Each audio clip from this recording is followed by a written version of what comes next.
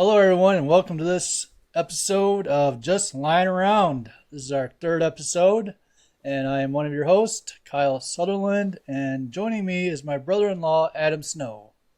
Remember, it's just the preseason, folks. Yeah, well, after this game, I almost threw my phone. So it's pretty bad. Don't get invested in the preseason games. I'm telling you, God, people make me so mad when they're like, "Oh, they lost. It's a bad game." It's preseason. Can we just chill? Like none of the starters really played, so let's settle down, guys. Yeah. Anyways, on this week's episode, we're going to talk about the Lions' second preseason game, also a few releases and signings, and what we're looking forward to next week's preseason game against Carolina Panthers. But first, we want to thank everyone for checking out our podcast. You can find our show on the World of Football podcast feed, which is available on multiple platforms, including Apple Podcast, Spotify, Amazon Music, iHeartRadio, and SoundCloud, and TuneIn. You can also find our podcast on the World of Football YouTube channel. Simply search for the World of Football Kalamazoo. If you go over there and subscribe, hit the like button, and let us know how we're doing, that'd be greatly appreciated. Also like the World of Football over on Facebook at facebook.com/2 of Kalamazoo, and follow us on X at TWOF Kalamazoo. And you can also use our nifty timestamps in the description of this podcast if you want to jump around to the different topics we'll be discussing today. So let's begin this week's episode. What do you got first? This beautiful game we saw against the Jacksonville Jaguars. Final score was it the Lions 25 and the Jacksonville 7? Was that right? Other Adam? way around. Other way around there, buddy. Oh, that's right. Yep. We got smoked. Hey, it's fine. There's a bunch of second and third stringers. I don't think any of the big Jaguars played. Like not a lot of the big Lions played, but there's some big takeaways from this though that I think we can glean from this. And I know you got a few highlighted. So what do you got? Oh yeah. Well, with the way they played, I felt like Jacksonville had their first team out and Detroit had their third string out the whole game. But I mean, I'm looking here at your notes. I don't see anything about your boy that you were all excited about last week. You know, the man who wore number 50, Mr. Teddy Bridgewater. Oh, he actually played. Getting the start. All I could see of him was getting smothered in the backfield the whole game, or the first half. I mean, look, yeah. It's obvious. They said it on the broadcast. Look, he's been there a week.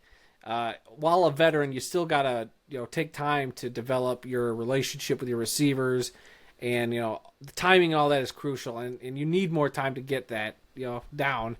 So I get it. He had a couple of really nice throws that were that's off timing wise. Otherwise, they should have been surefire completions. But the big issue I think a lot of people are talking about, and it didn't help Teddy out at all, was that offensive line. Albeit the backups, but that offensive line was not helping him out at all. Yeah, it goes to show, like, if I could see the Lions getting away with maybe one offensive lineman getting hurt, but if we got two or maybe three people hurt, you just might as well call the season done. It was just horrible. I think they had one. Yeah, they had one play where Bridgewater was handing it off to the running back, and the guy was already in the backfield, and he knocked the ball away and ran it into the end zone. Practically, I mean, shoot, that was like, wasn't that the play after the interception, or a couple plays after the interception, or was that later? No, Bridgewater didn't throw an interception. So no, Bridgewater. And I'm not saying the Lions' defense intercepted it. Because Stephon Gilmore's little brother got the tip from Tracy Walker, intercepted it. That was a good play. I thought some of those defensive backs looked pretty good there in the first half. But then the Lions turning the ball right back over. I mean, doesn't matter first, second, third team. You don't want to do that. So very very sloppy. I was surprised watching that first half how sloppy some of these guys looked. Yeah, it was not good. The only starter we had that played, the rookie Jack Campbell, he played defense. He was out there for a half and a drive in the Give second that half. man some props. Yeah, that dude, Jack Campbell, what a stud. Straight up stud, this man. I cannot wait to see him with the starters, come Sundays this year. Like, this dude looks legit. I am so excited about this guy. You have him, and then, nobody's talking about Rodrigo anymore. But I think Rodrigo's still playing fine. It's just now that we have Campbell in there, he's kind of the new hot name. So everybody's just like, oh, Rodrigo's just not doing anything like, super special, but he's doing his job, which makes me excited for this linebacking core, hopefully improved this year. And I think we're going to have some really good rotation and depth there finally. And having Jack Campbell just clogging up the middle there, that's the kind of stuff in the preseason that gets me excited. And, that's all I was looking for. And he was producing. He was awesome. That's what we want. Yeah, the whole linebacking core this year, it greatly improved. Like, I could see a bunch of Jack Campbell rotating with the other linebackers. I know Anzalone, the other guy who converted to linebacker. What's his name? Oh, yeah, I'm blanking on that one. Let's see. Yeah, don't you have that whole roster like tattooed on your arm now? Like you were so excited. Yeah, well, I'm still working on Hutchinson, so. Oh, I thought you were doing the big old Hutchinson back tattoo. That's what you got working on back there. But yeah, that linebacking core, it's going to be greatly improved this year. So that's something to look forward to. But we also have special teams.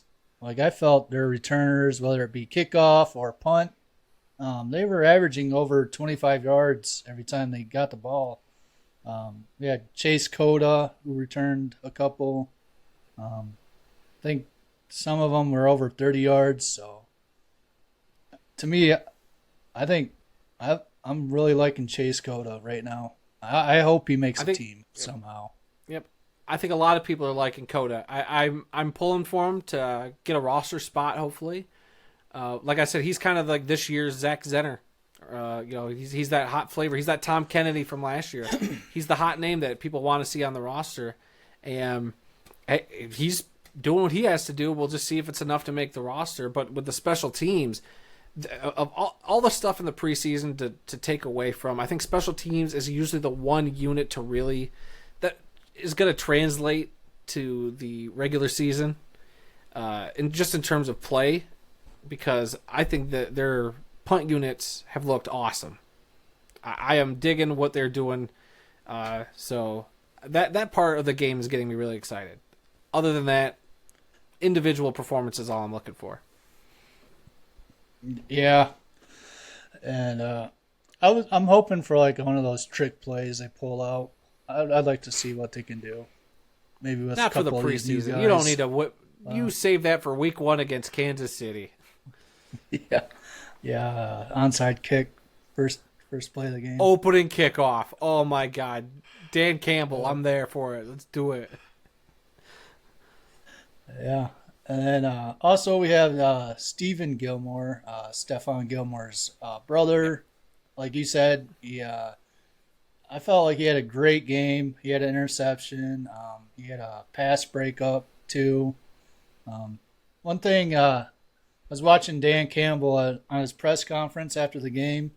He was talking about Stephen Gilmore, how he had that one bad coverage where it looked great, like watching him. Like, he was there, he did everything perfect, but he bounced back after that. He got the interception, pass breakup, which to me, like, that's another player I'd like to see kind of make the team. Like, I wouldn't be mad if he took over Will Harris's spot, which I think everyone would be. Dang it, you beat excited me to it. That. You beat me to dogging on Will Harris. If I liked what Gilmore did. I'm not going to sit here and say it was an incredible performance. I think he did. He definitely, at the beginning of the game, had a few missteps, but I think there were a couple other points where I felt like he, made up for the mistakes, got obviously the interception, and while to his credit, he did what he had to do, and tip ball drill, you get the ball when it's popped up like that. But I mean, obviously Tracy Walker too, being where he's supposed to be, a veteran guy finally back from injury, getting out on the field too was great to see, and we want to see Tracy stay healthy all year. I love Tracy, and having him just break up that pass, and then Gilmore just being able to play complementary defense and capitalize on the ball just being up in the air was great. That's the kind of stuff I want to see, and I think Gilmore. I'm not going to say it's going to lock him in a position for playing defensive back on the final roster, but that helps. And playing smart heads-up football like that is going to go a long way. Yeah, I don't see him as a starter, but I think he'd be a great backup in case one of the guys got hurt or something like that. I mean, that's what you want. You want depth guys. And cornerback, we've got lucky the last couple of years. I feel like we've had some depth where we found Jerry Jacobs and a couple other guys whose name are escaping me at the top of my head. But there's been a couple of guys that I liked that just kind of came out of nowhere, coming up from the practice squad, or third string guys that had to fill in that I thought have done great. As long as their name isn't Will Harris, I feel like they've done a pretty decent job at playing cornerback. Yeah. And then, again, thank you. Thank the Lord we got Teddy Bridgewater. Oh. Even though next week I hope they play him some more and he actually gets a chance to knock off that rust and get used to everything and see what he can do. Because second half, let's get into it. Nate Sudfeld, he kind of sealed his deal as being the number 3 backup. Or when Hooker comes back, he's probably going to get cut. Which I'm fine with it. I'm tired of seeing him. Well, look, I mean, when Sudfield is on, he's actually not too bad. He can be serviceable, but he has also gotten in his own way at a couple points, and I don't know what he's seeing out there half the time. But when he gets it, it's just like, all right, dude, you're doing what you're supposed to do. But then you're just like, when did we sign Joey Harrington again? What is happening? Oh yeah, that's a problem. When he's on, but he's not consistent. He's up and down, like. Yeah, and when you're a backup, you have to. Drives me nuts. You don't. Yeah, when you're a backup, you don't have to be the greatest quarterback in the world. You just have to be serviceable and not make mistakes. And unfortunately, with Sudfeld, all we've seen is him make some pretty big mistakes. What was it? The first play from scrimmage last week, he threw an interception. Like, dude, you got to get your head in the game right away. And I don't know. Maybe it's just first game jitters. Who knows? But when you're a backup, you have to be ready to go. And there's times where he just doesn't seem like he's ready to go. Yeah, and look, I know I'm dogging on him, but it didn't help that the offensive line looked terrible. But after the second half, I think the Jags finally had their third string out there, so he could kind of be able to throw, and just some of those throws where he floated them, he didn't complete his throw through, his arm wasn't down like it should have been when he released the ball. Yeah, we'll see. Hopefully Hooker is not out for too long. Yeah, we'll see. Look, no rush for him. There is no rush for getting him into even the third string spot. Like, no rush. Yeah. Anyways, that was the score for the second preseason. Jaguars 25, Lions 7. Which preseason, thank God it's not a real game because I don't want to see that. Thank God.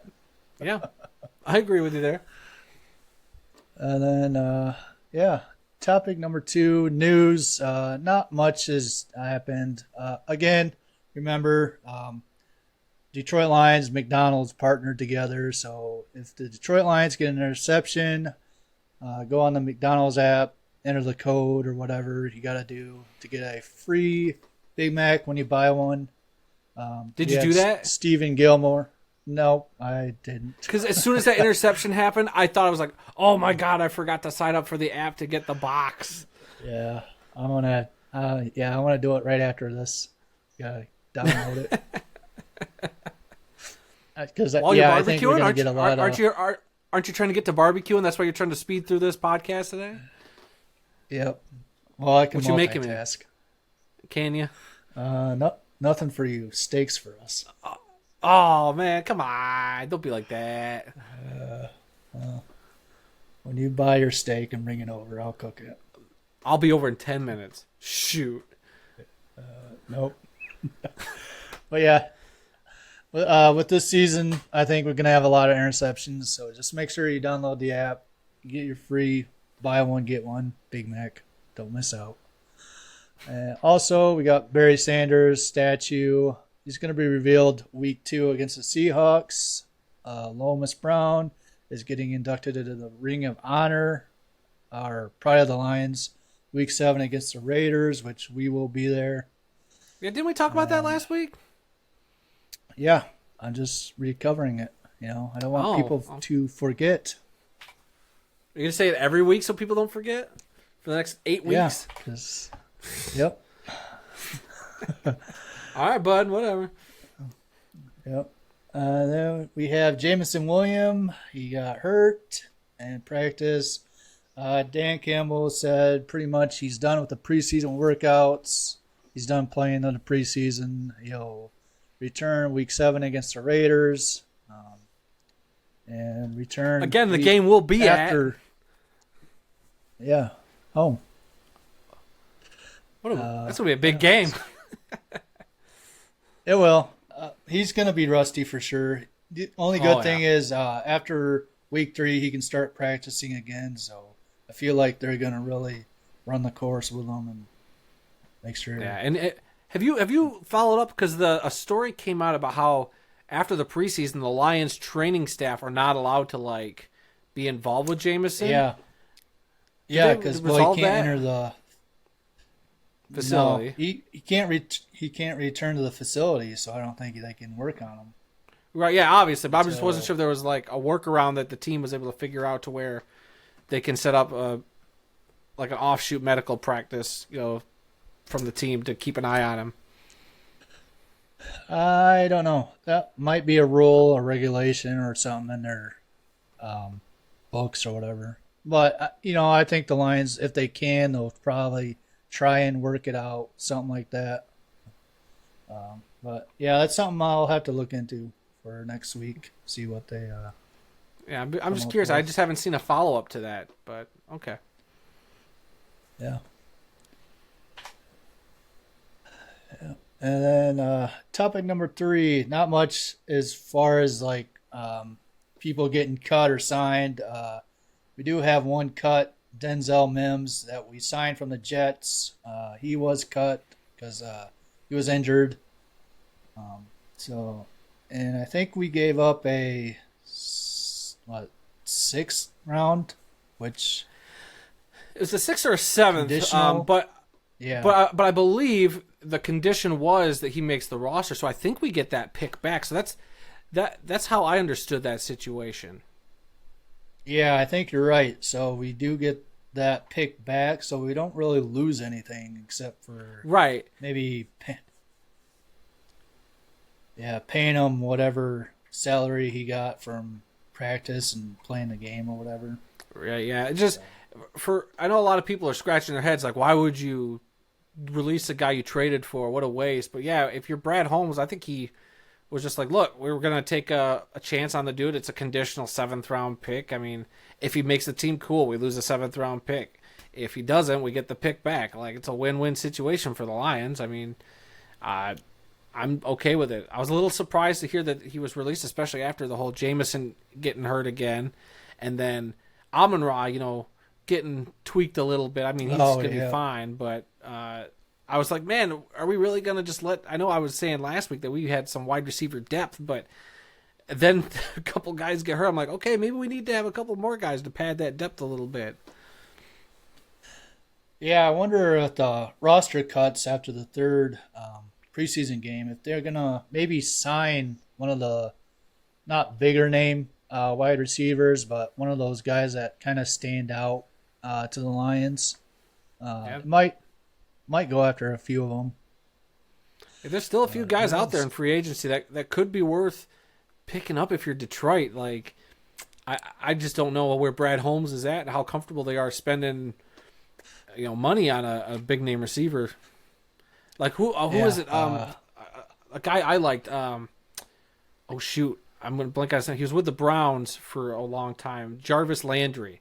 He's one that kind of piqued my interest a little bit. I was like, ooh, that'd be an interesting fit. Well, isn't he still with the Saints? I don't think so. I think he's a free agent. Oh. If what I read or heard was correct, I think he might be a free agent. I can look it up. Yeah, I don't know. Maybe. But I was reading some beat writer news, and they kept talking about that old Detroit Lions that we signed, we released, about signing them back. Mm-hmm. What was his name? Went to the Giants, didn't work out there. Oh, Reeves Maben? No, Mini Megatron. They called him. Oh, Kenny Galladay. Yeah, there's a lot of rumors about them trying to get him. Yeah. How would you feel about that? Yeah. Nope, it wouldn't work. That's not who Goff is. He's not a Stafford. He doesn't throw into tight coverage like that. What are you talking about? Hold on. I saw so many close calls from Goff last year that should have been interceptions because he was doing the close call throws. No. He got lucky. He got lucky that the ball bounced off a receiver's chest. Otherwise, it could have been intercepted. There's a few of those last year that worried me from Goff. But I think, I don't know, Galladay, if as long as you're not paying him like he got paid when he went to New York, why not take a chance on Galladay again? Well, the problem with Galladay is every single throw is going to be like that because he doesn't have any separation. So it ain't going to work out. So people just need to stop worrying about that. Yeah. And Jarvis Landry is a free agent, by the way. Oh, he is, huh? Maybe. Yep, so just he is pretty old. How dare you? That's ageist. You're old. You're about old. You're older than him. Well, I don't play football, so I don't care. That's evident. All that arch support and that cheer you got over there. Shoot, you're back. Yeah. Yeah. Anyways, the only thing other than that, we signed cornerback Jason Moore, which we'll see how he does. But yeah, that's it for the cuts and signings. Go topic number 4. Week 3 prediction against the Carolina Panthers. Biggest thing is I don't want to repeat from last year where the Panthers ran all over the Detroit Lions. It was bad. Yes, what was it, 600 rushing yards? Something absolutely insane. I tried to block that game out of my memory. We should have had that game, but that was bad. Yeah. Which I think this year, with the addition of the Jack Campbell, Brian Branch, the way the defense is looking, even though it is preseason, I think it's going to be a lot better. Yeah, I'm hoping. So not really prediction. So what I'm hoping to see here, first team offense, first team defense, at least for a quarter, maybe half a quarter. Just to get a sense, get the guys out there. I don't know what the plan is. I haven't seen what the plan is. If Campbell says they're going to do that or not. But, I would love to see Goff and Amon-Ra and Jahmyr Gibbs. I want to see just a taste. I just need a taste of that starting offense. And I would love to see Jack Campbell with the starting defense and, get C.J. Gardner-Johnson out there. I would love to see Tracy Walker out there. I just need a taste. Give me 15 minutes of it. If it's 1 or 2 drives, put together just a couple solid drives, and they don't even have to be super fancy. I would love to just see, some good, rhythmic offense and some hard-nosed defense. That's all I want to see. And then for the rest of the guys, I would love to see Coda keep improving, and I would love to also see, Teddy Bridgewater find his footing with, maybe even getting a little bit with the starters too would be nice to see, just to see his chemistry there. Yeah, I think honestly they're probably going to play one or two series, if that. Brad Campbell in his press conference he went over why Jack Campbell played a lot because of his snap counts in the practices and the games or whatever. How he does that with everyone on the team. So yeah, maybe 1 to 2 series for the starters. That might be it. We do know that Bryce Young who went to the Panthers? Sounds Number like one he's overall not going to pick. play. Yep. He's not going to play during this game. So that probably will help the Detroit out in the defensive side. Biggest How so? thing for me, well, you don't have your number one quarterback out there. Well, I mean, that's good for Carolina because he ain't going to get hurt. But how does that help Detroit's defense get better if they're going up against a second-string schlub? I want to see them go against. I want to see them. Who cares about the W at the end of the day? I want to see them play against decent competition. I would love to see a Bryce Young out there, but obviously we're not going to. Well, yeah, first game against the actual season, you're going against Patrick Mahomes, who's Bryce Young is nowhere near as talented as Patrick Mahomes. I just said it. Yeah, Patrick Mahomes. So, jeez, there's no real reason to even have Bryce Young out there. Yeah, but also I want to see the offensive line second string improve from last week. See if they Hank Fraley's taught them anything, or if they've learned anything or anything like that. Because I want to see another disaster. Yeah, it'd be nice. I'd like to see a couple of those guys, sure up, because you got to play as a cohesive unit. It doesn't matter. You got to do your part, and there's a lot of miscommunication. It seemed like a lot of weird, just not doing the fundamentals kind of stuff. So, yeah, and I believe Carolina's defense is pretty good. So I don't know if they're better than Jacksonville, but if they are, then it's going to be a real test for that offensive line. See how they improved or not. Yep, and don't forget with that running game that you were saying that you want to see them stop from Carolina. Deuce Staley, running back coach now with the Panthers, formerly the Lions running back coach. So he's going to want to run the ball at his former team. Yeah. Him versus Aaron Glenn again. That should be fun. Hopefully we see a little bit of trash talking back and forth. Oh, I hope so. I would love to see some behind the scenes of that, some sound bites of that happening. Yeah. We'll see. All right. And that game is this Friday, August 25th at 8 p.m. Late Friday night game. So I will have Saturday off so I can watch it. There you go. Well, yeah, I believe that's it for this show. Adam, if you want to close this out. I sure can, despite not getting a steak from you. I guess I can do this. All right, guys. Too bad. Gee, thanks. All right, guys. Well, we hope you enjoyed listening to the show. Be sure to visit the World of Football's website, theworldoffootball.com, for news, links, upcoming events, original articles, videos, and more. If you want to get in touch with us, just shoot an email over at info@theworldoffootball.com. Make sure to put "just lying around" in the subject line. Or you can connect with us by liking the World of Football on Facebook or following the World of Football on our X account. That's formerly Twitter for those of you not in the know. Those links will also be down in the description of this video and /podcast. So be sure to check out our flagship show on our podcast feed /YouTube channel, This Week in the World of Football, which I am a part of every Tuesday. So I do that with my father, Randy. 300, I think this week is 310 episodes, Kyle. It's a lot of, just so you know, you're only at episode 3 here, so it's a lot of work to get to 310. That's a lot. It is a lot. You're telling me. So yeah, you can find that podcast as well as this one on that podcast feed and the YouTube channel again. Those links down in the description below.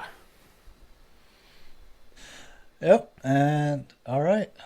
Sounds good. That's it for this week. Remember, this is just preseason. No need to freak out. And always, in Campbell we trust.